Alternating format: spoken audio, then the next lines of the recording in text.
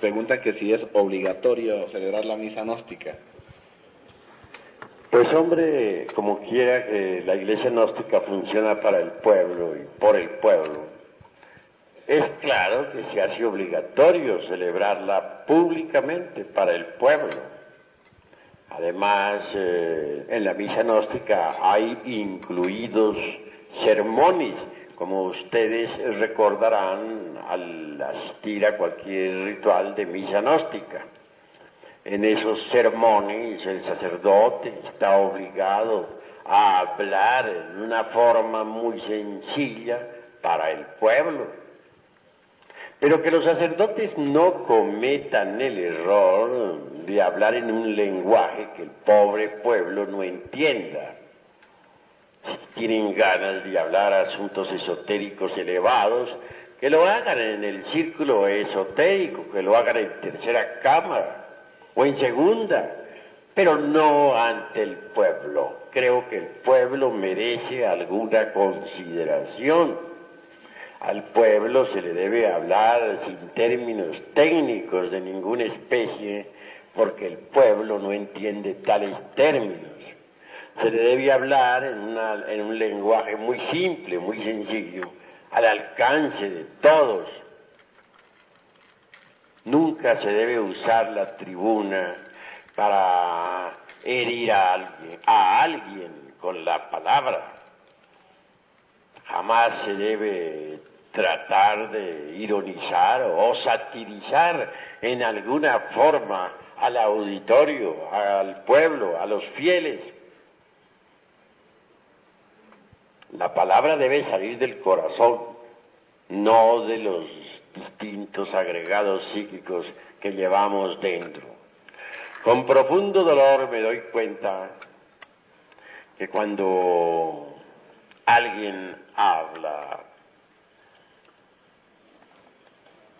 la palabra sale desgraciadamente, no de las profundidades del ser, sino de entre el fondo de cualquier agregado psíquico inhumano. Si la palabra brotara exclusivamente de la esencia, no habría nada que objetar, sería pura, perfecta. Pero las gentes tienen los agregados psíquicos muy desarrollados. Así es que muchos sacerdotes gnósticos o directores de santuarios en general, cuando se dirigen a la Grey, lo hacen casi siempre con el propósito secreto de lanzar alguna ironía contra alguien, de humillar a alguien, de insultar a alguien, etc.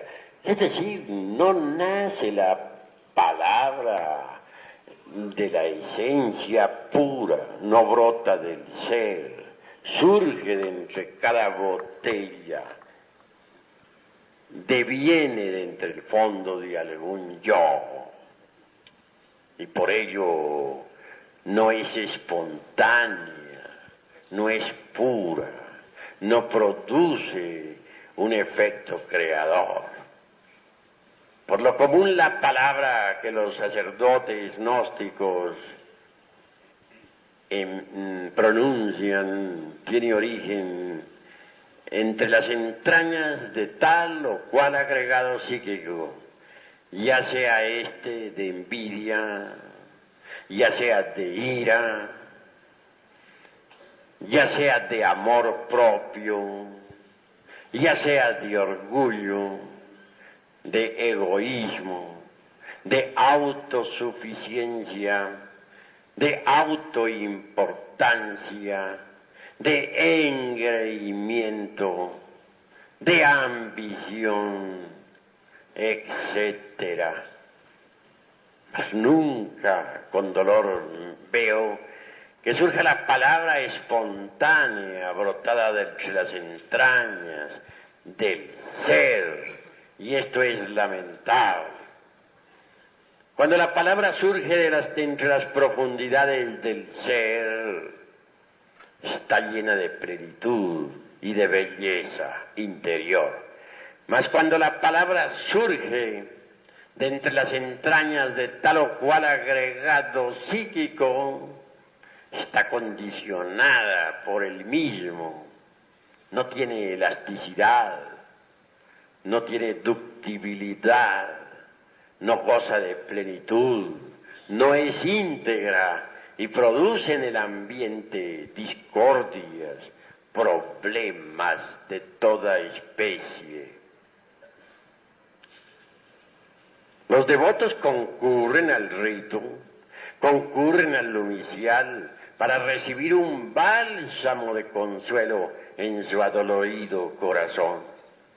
Mas si se le da a los devotos, en vez de miel, hiel, ¿qué alivio podrían tener?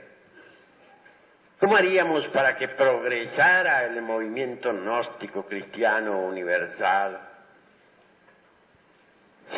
Si proseguimos con esa conducta, esa tendencia que tienen unos y otros hermanos a reaccionar, me parece horripilante, absurda. No son dueños de sus propios procesos psicológicos. Si se les puya, reaccionan. Siempre reaccionan ante todo. No olviden ustedes que en el mundo vivimos y que hay 3 clases de alimento para uno. El primer alimento, ya lo conocen ustedes, la comida. Es el menos importante, parece increíble, pero así es. Prueba de que es el menos importante es que uno puede vivir sin comer muchas veces hasta un mes. Mahatma Gandhi duraba hasta 3 meses sin comer. Ese alimento entra por la boca y va al estómago. La segunda clase de alimento es el aire, la respiración. Se relaciona con las fosas nasales y los pulmones. Difícilmente podríamos vivir siquiera 4 o 3 minutos sin respirar. La gente dura normalmente 1 minuto sin respirar y luego viene un síncope. Gracias a un entrenamiento, por ejemplo, podría uno llegar hasta 2 y 3 minutos, o a 4, que ya sería el máximo de los máximos. Pero son pocos, ¿no? O raros los que llegan a poder vivir 4 minutos sin respirar.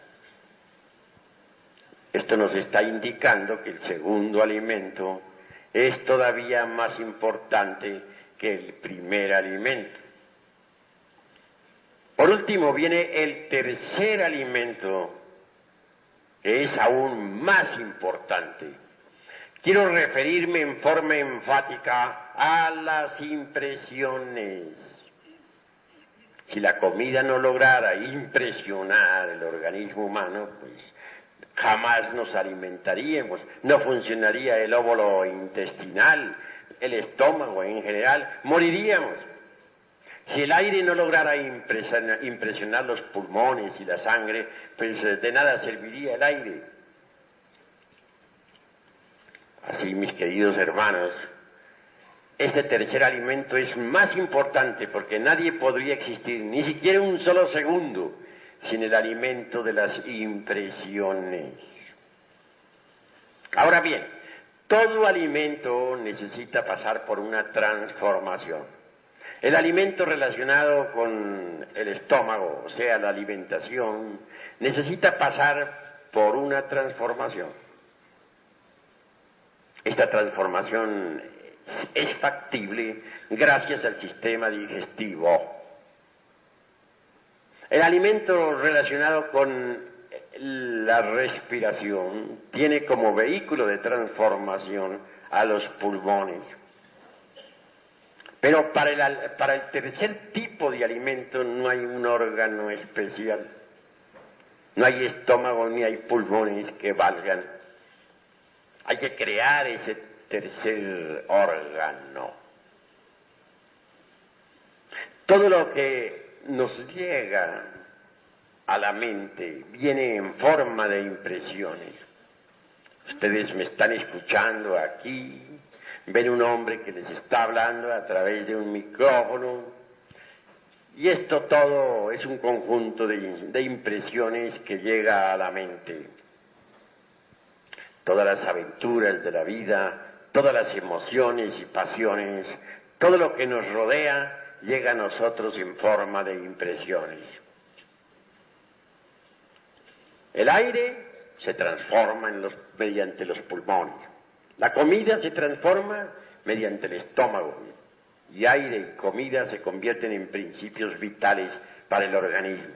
Desgraciadamente las impresiones no se transforman, quedan en la mente sin digerir. Las impresiones sin digerir se convierten en nuevos agregados psíquicos, es decir, en nuevos yoes, y eso es gravísimo. Hay que digerir las impresiones. ¿Cómo? Reflexionemos un poco. Mediante la conciencia superlativa del ser. Normalmente las impresiones llegan a la mente y la mente reacciona sobre las impresiones. Si alguien nos insulta, reaccionamos con ganas de vengarnos. Si alguien nos ofrece una copa de vino, reaccionamos con ganas de beber. Si una persona del sexo opuesto nos tienta, pues sentimos ganas de fornicar. Pero siempre reaccionamos ante los impactos del mundo exterior, y eso es muy grave. En las asambleas he visto cómo se hieren los hermanos unos a otros. Uno dice una palabra y el que se siente aludido reacciona violentamente diciendo una peor. A veces lo que dice no es demasiado grosero, se vuelve sutil, muy decente y acompañado de una sonrisa, pero en el fondo lleva el veneno espantoso de la reacción violenta. No hay amor entre los hermanos. Se han olvidado de su propio ser y solo viven en el mundo del ego, en el mundo de las reacciones. Cuando uno se olvida de su propio ser, reacciona violentamente. Si uno se olvida de su propio ser en presencia de una botella de vino, resulta borracho. Si uno se olvida de su propio ser en presencia de una persona del sexo opuesto, resulta fornicando. Si uno se olvida de su propio ser interior profundo en presencia de un insultador, resulta insultando. Lo más grave en la vida es olvidarse de sí mismo. Así que es necesario transformar las impresiones, y eso solamente es posible interponiendo entre las diversas vibraciones del mundo exterior y la mente, la propia conciencia. Cuando uno interpone entre las impresiones y la mente eso que se llama conciencia, es obvio que las impresiones se transforman en fuerzas y poderes de orden superior. Normalmente las impresiones están constituidas por un hidrógeno muy pesado, el hidrógeno 48. Cuando uno interpone entre las impresiones y la mente la conciencia, el hidrógeno 48 se transforma en 24, que sirve para el alimento del cuerpo astral. A su vez, el excedente del 24 se transforma en hidrógeno 12, que sirve para el alimento del cuerpo mental. Y por último, el hidrógeno 12, el excedente, repito, se transforma en hidrógeno 6, que sirve para el alimento del cuerpo causal.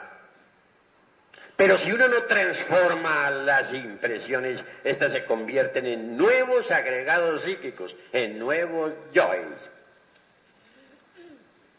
Así que debemos transformar las impresiones mediante la conciencia. Es muy fácil interponer la conciencia entre la mente y las impresiones, entre las impresiones y la mente.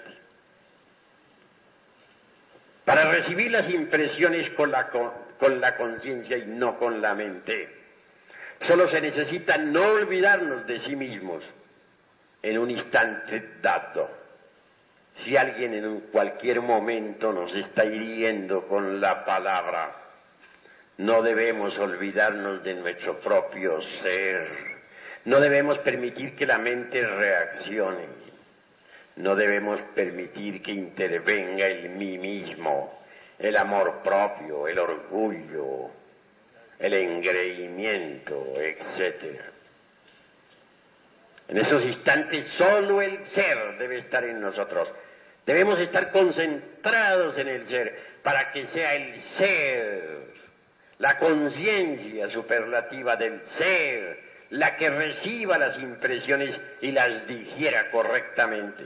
Así se evitan esas horripilantes reacciones que todos unos y otros tienen ante los impactos procedentes del mundo exterior. Así se transforman completamente las impresiones y transformadas esas impresiones en fuerzas superiores nos desarrollan maravillosamente. Amigos, repito, que los sacerdotes no vuelvan a cometer el error de reaccionar violentamente contra el prójimo, que los directores, que los misioneros cancelen de una vez esa horripilante tendencia que tienen a reaccionar. Si alguien dice algo, que lo diga, pero ¿por qué tiene que reaccionar su vecino? Cada cual es libre de decir lo que quiera.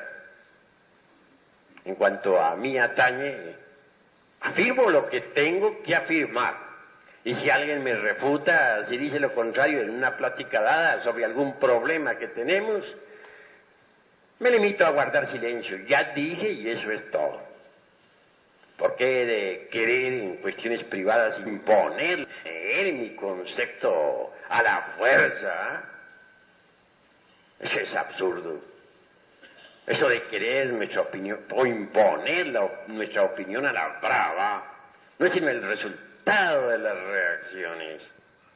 Es la reacción misma del ego, de la mente. Y resulta abominable ese proceder que ha formado terribles problemas en todo el movimiento gnóstico internacional.